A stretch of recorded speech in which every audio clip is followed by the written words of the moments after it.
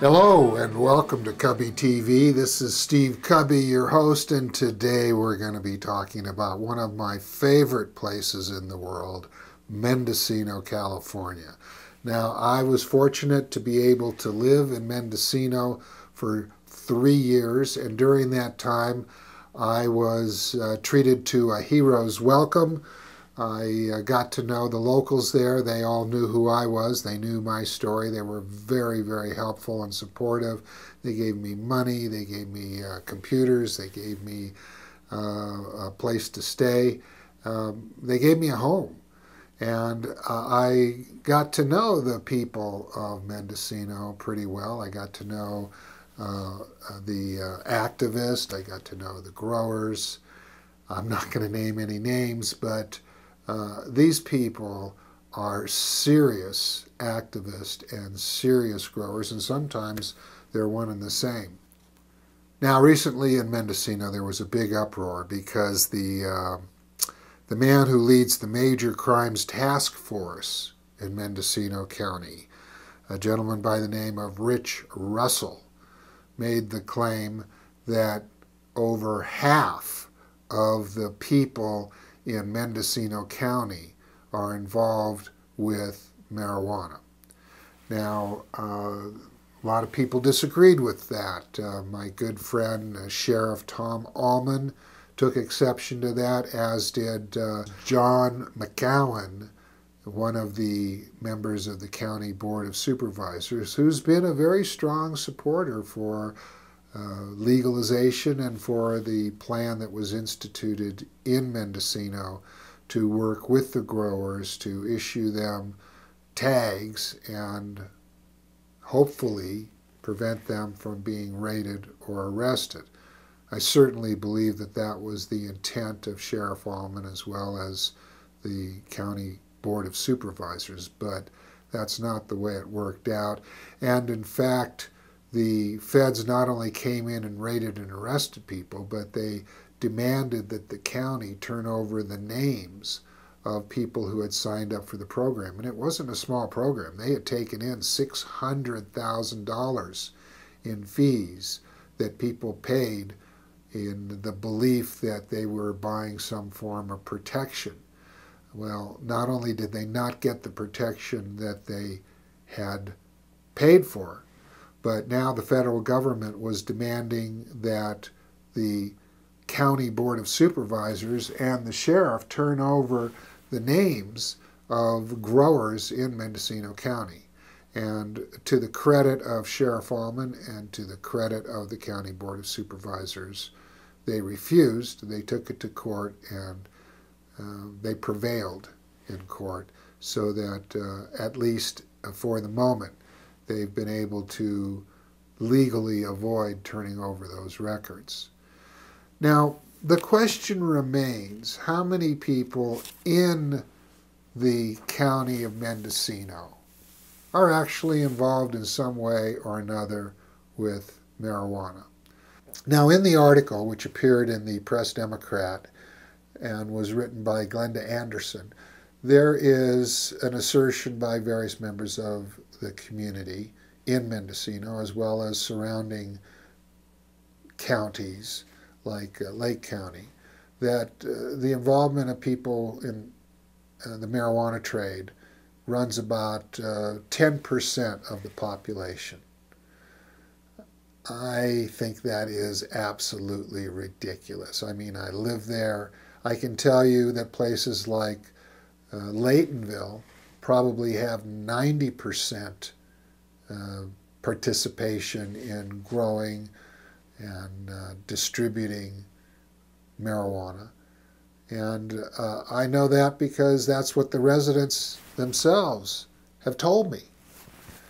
I know that when I am anywhere, people tell me stuff they would never tell a sheriff or a county board of supervisors or a lot of the people that were asked for comments. If they wanted to know what was going in Mendocino, they should have come and talked to me, because I can tell them that I personally know bankers, teachers, coaches, people from all walks of life, doctors who grow cannabis in Mendocino.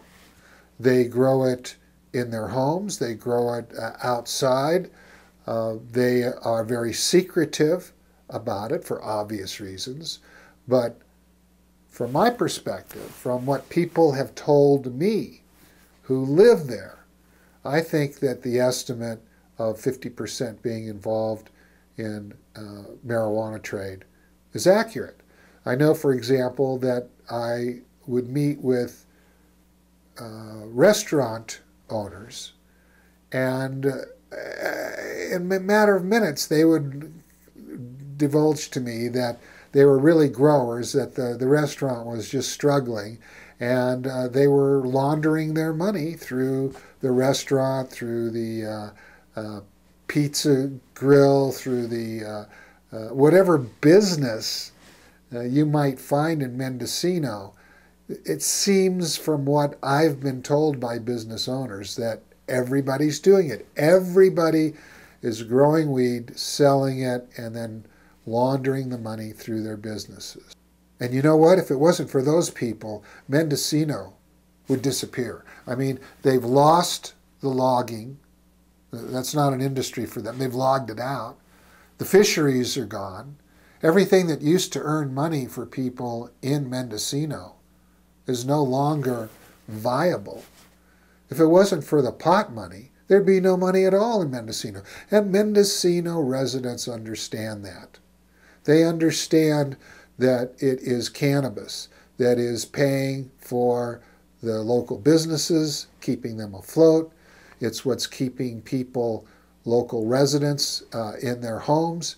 It's what allows landlords to charge high enough rent that they can make money. Everybody is making money in Mendocino, including the cops. They're raking in all kinds of toys, asset forfeiture. I think Mendocino is now number 3 in California counties for asset forfeiture. This county is flooded with money. I've had growers tell me that they think that Mendocino produces roughly $8 to $12 billion a year in revenue.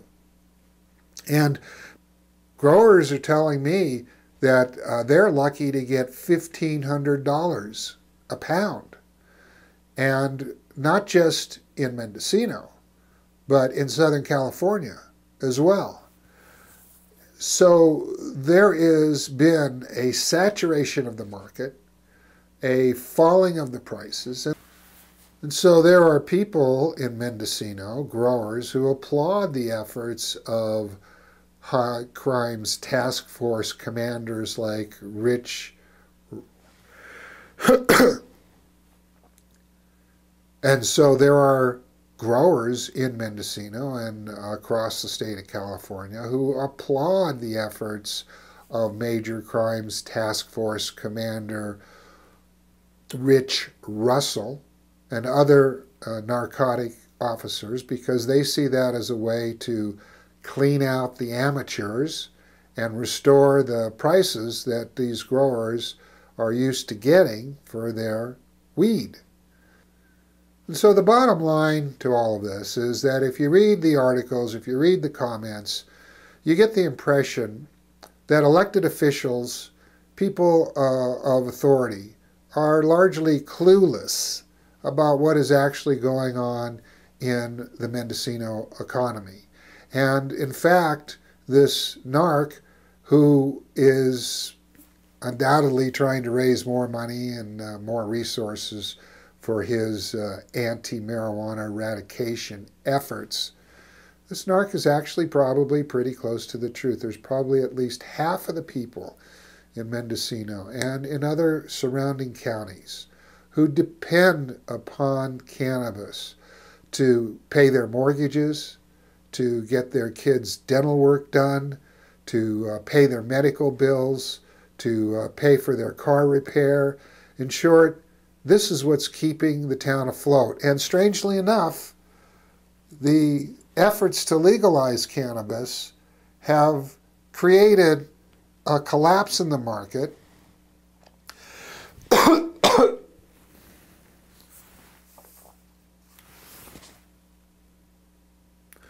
So the bottom line here is that cannabis, weed, marijuana is a staple of counties like Mendocino.